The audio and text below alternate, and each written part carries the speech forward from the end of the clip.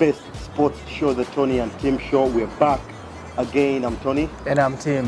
Welcome back from that very scintillating weekend that we had. Very magnificent football that was on show. Yeah. We had the big game of the weekend that we had at the London Stadium, the Wembley Stadium.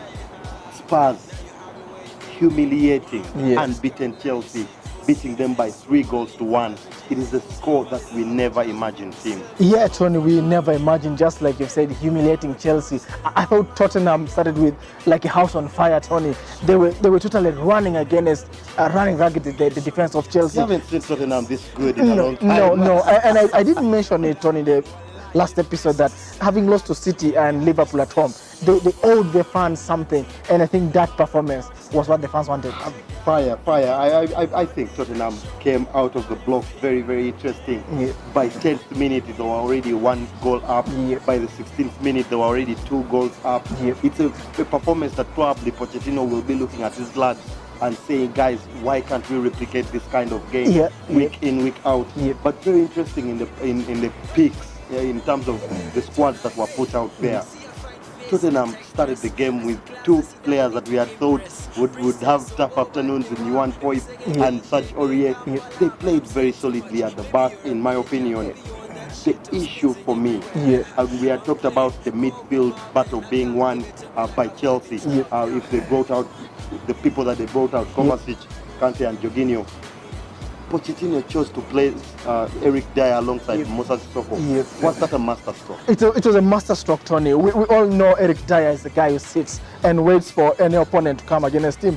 But the energy Moussa Sissoko brings into that team, Tony, I thought was key in this game. He is a guy who Tony likes running to the opposite box, but he was so disciplined. He maintained his position of the midfield, and I thought that hinged on Tottenham to make sure they were able to release the other players. You saw Eric Dyer, Tony, a bit peeling in and off, and that helped them solidify the midfield. You said it was going to be won the midfield, and I thought, yes, they did win it there. And of course, very interestingly, we saw Heung-min Son, Dele Alli, Christian Eriksen, and Harry Kane starting in an EPL game for the first time this season. These 4 guys were devastating on the pitch. Devastating, Tony. And I think we've mentioned it before that who is there to help Harry Kane? We talked about can Son come bring the goals? Can Eriksen come in?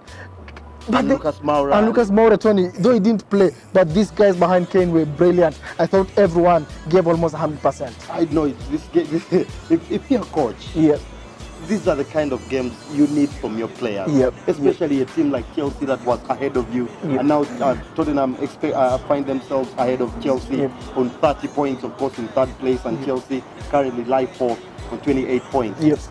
You're at home, an almost packed Wembley Stadium. You must start the game at a very, very high note. This was a very, very brilliant game. 9 shots on target for Spurs, only 2 shots on target for Chelsea all game. They are very, very interesting.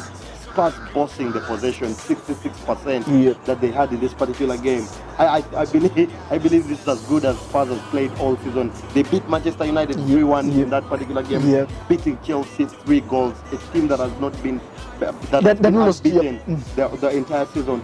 This is one of the best performances I've seen in Spurs guys putting out this season. Yeah, Tony, it's one of their best performances. But also you have to look at the other team, Tony, and then you try and figure out where did Chelsea lose it from. I thought the midfield we've said was open. For the first time, I thought Jorginho was exposed. We managed to know that he doesn't have pace, Tony. He relaxed a bit and again hit the stride, and he was outpaced. We saw Luis, Tony, and Arrizabalaga there. There was miscommunication in the Kane goal, and then Luis, Tony, failing to mark Son in the 3rd goal. I thought the entire Chelsea team was disjointed, let alone the strikers not firing. We always talk about teams coming back from the international break, and sometimes the momentum that you had before that break can you can lose it and then get back when the people have lost that momentum.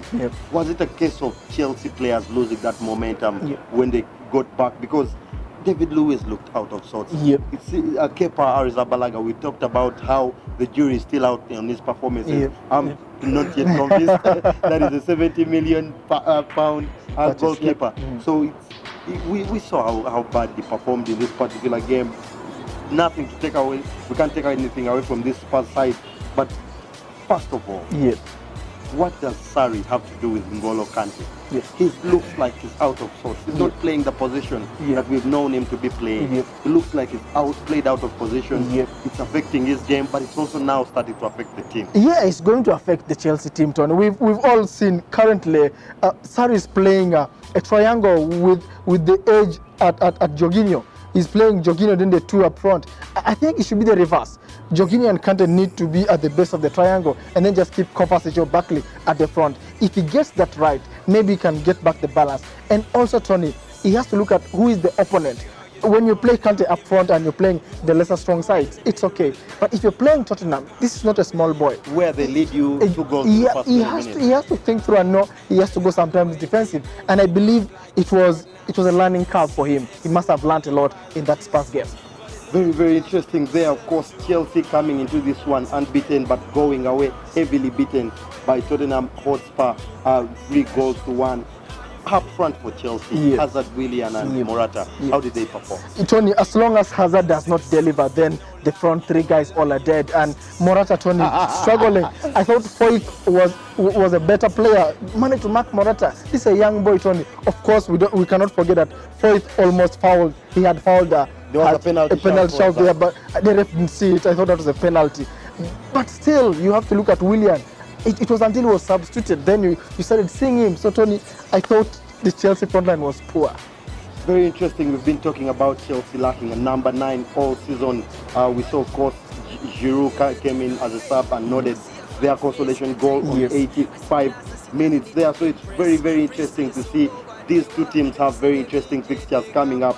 But key for Spurs, they play Inter Milan in the Champions League on Wednesday and then travel to the Emirates. Yeah, Tony. What a run. What a run for them. And they are all important games, Tony. They must win the Inter game. And it's a derby, London derby, that they have to put their eyes on also. Very interesting there, of course, for Chelsea. They have Fulham in the league up next at the Stamford Bridge, as well as PAOK in the Europa League. So they will be having probably a more kind run in there.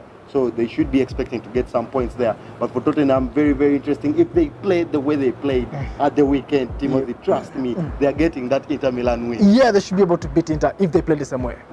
Big results, of course, will be coming after the break. Don't go away.